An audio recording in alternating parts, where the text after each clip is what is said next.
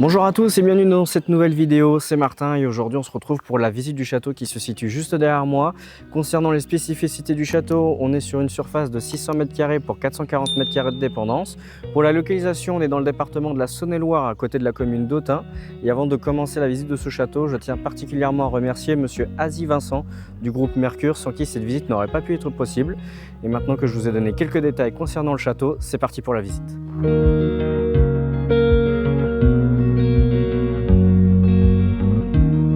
Bienvenue dans l'entrée du château. Alors c'est ici que l'entrée principale se fait. On a la distribution sur les pièces de part et d'autre. Derrière vous un salon.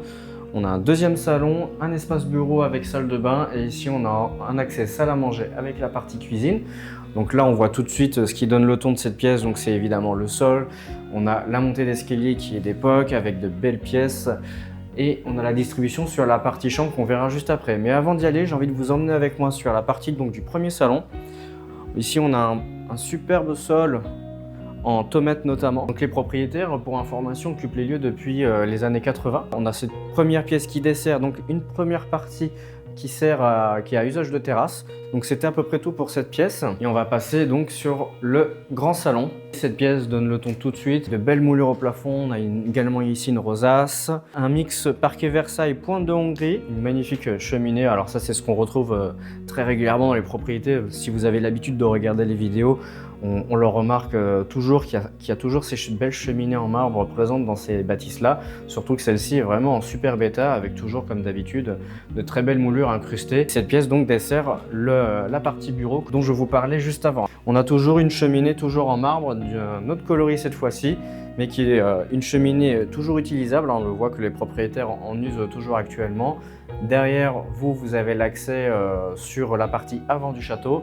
Et derrière moi, on ne va pas vous le montrer, c'est une pièce qui est plutôt à usage de stockage à l'heure à laquelle on tourne cette vidéo. Ici, on est vraiment sur une très grande pièce à vivre avec l'une des cheminées principales de la maison. Toutes ces pièces sont en fait des pièces qu'on appelle en enfilade. C'est très souvent le cas, comme vous avez vu par exemple, je vous réfère à la vidéo tournage du château de Frasnes. On retrouvait le même type de configuration avec un plafond à la française, donc de très belles poutres qui sont évidemment d'origine et qui donnent tout de suite du cachet à cette pièce et qui lui apportent beaucoup de rusticité. La dernière pièce, on va dire, du rez-de-chaussée utilisée quotidiennement par les propriétaires actuels, qui est donc tout simplement la cuisine. La cuisine avec une ancienne cheminée donc, qui était sûrement le foyer principal par la partie sûrement domestique de l'époque.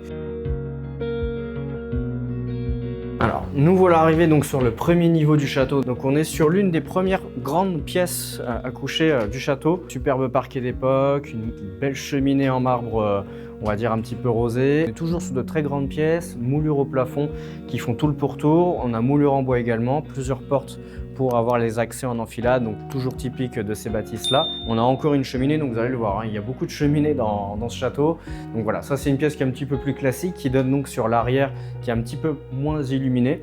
Et on va repartir dans l'autre sens, une seconde chambre, donc aujourd'hui qui est utilisée, on le voit avec l'ordinateur. Et derrière moi, on a encore une autre chambre, donc encore une fois en enfilade. Celle-ci qui est bien baignée de lumière, on a un sol moquette, hauteur sous plafond toujours de 3 mètres.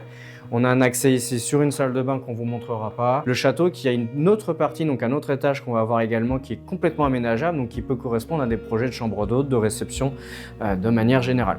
Et on va partir dans la direction justement que je vous montrais précédemment, qui va desservir d'autres pièces du château. Cette pièce-ci, qui est donc une salle de bain accessible donc par la première chambre qu'on a vue de l'autre côté quand on a commencé les visites, donc par la grande chambre qui desservait la petite chambre dont je vous parlais juste avant, et qui donne donc sur la partie qui est terrasse. Si on poursuit, on a encore une chambre avec parquet en pointe de Hongrie ici, et ici on donne sur la partie arrière du château.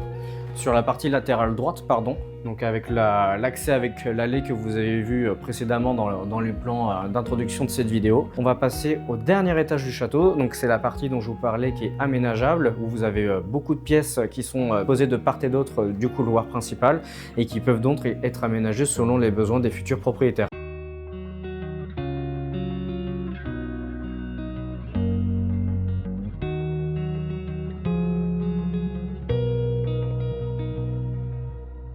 On est donc dans la partie qui est complètement aménageable avec du sol en tomate donc dans toutes les pièces qui desservent ce couloir. Donc on a une première pièce ici, on va vous faire défiler plusieurs plans sur lesquels vous allez pouvoir voir un petit peu. On ne va pas rentrer dans chacune des pièces.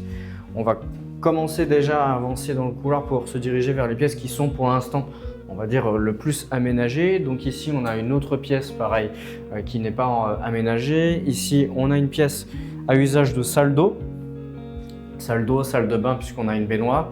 Donc voilà, c'est l'une des seules pièces à cet étage qui sont aménagées en l'état. Ici on a une pièce qui peut servir éventuellement de chambre.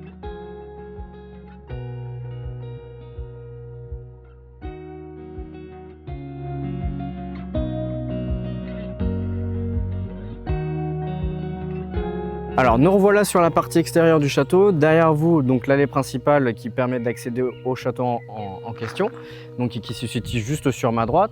On a la partie, une première dépendance qui était donc une ancienne chapelle utilisée aujourd'hui en espace de stockage. On a un premier pré qui est situé derrière. Une autre dépendance avec une autre encore dépendance derrière, et juste derrière on a toute une partie bois avec étang. Alors je vous laisse me suivre pour que je vous montre justement tout ça. L'ancienne chapelle qu'on va pas vous montrer à l'intérieur parce que c'est très encombré par le stockage actuel des propriétaires vu qu'ils sont en train de vendre, c'est normal. Un premier espace vert qui aujourd'hui est pas forcément exploitable en l'état mais qui peut tout à fait l'être. On va passer sur cette partie-ci qui était très certainement utilisée à l'époque par les domestiques pour la partie cuisine notamment. On est sur ici du sol en tomate avec une grande partie, je pense, qui devait être en espace cuisine. Donc voilà pour cette dépendance. Là, on a une partie chaufferie qu'on va pas forcément vous montrer sur la partie gauche, une autre petite pièce de stockage sur ma droite. Au fond, on a une pièce à usage d'écurie, enfin qui était à usage d'écurie. Et on terminera par cette partie ici qui est un reste de dépendance toujours à usage de stockage à l'heure actuelle, mais qui était avant tout destiné pour le bétail de l'époque, qui était très certainement acheminé par cette entrée-ci et qui était rentré de ce côté-là. On voit avec la fente qui est au milieu de la pièce. Mais avant, on va donc vous montrer les écuries. Donc là, voilà, les écuries qui sont toujours en parfait état, qui sont très bien entretenues. Et pour terminer sur la partie dépendance, c'est donc une partie qui était à usage pour le bétail. Et ce qui est bon à savoir sur cette propriété, c'est que l'état global, notamment sur la toiture, on est sur de la tuile de Bourgogne, est en bon état partout, sauf sur le pan de toiture qui est juste derrière vous, qui est le dernier pan de toiture. Mais tous les autres pans de toiture ont tous été rénovés, donc ce qui est un coût, une économie qui n'est pas négligeable, surtout pour les futurs propriétaires qui voudront s'installer ici, puisque ce sont des demeures qui demandent généralement beaucoup d'investissement, beaucoup d'entretien et beaucoup de moyens. Voilà pour la visite tout simplement qui va clôturer cette vidéo. J'espère qu'elle vous a plu. Si c'est le cas, comme d'habitude, vous n'hésitez pas à mettre un j'aime, un commentaire, à partager et à vous abonner à la chaîne YouTube. Ça va m'aider énormément pour obtenir d'autres tournages à l'issue de cette vidéo. Et si vous n'avez pas encore vu les deux premières vidéos, donc le tournage du château d'Avallon et le tournage du château de Frasnes, je vous invite à aller cliquer dans la description pour avoir les liens des vidéos en question. Et si elles vous plaisent aussi, n'hésitez pas à réagir à ces dernières. En tout cas, pour moi, ça a été un réel plaisir de pouvoir tourner et vous montrer ce château. J'espère pouvoir vous en montrer très prochainement à l'avenir. Et sur ce, je vous souhaite une excellente fin de journée. Au revoir.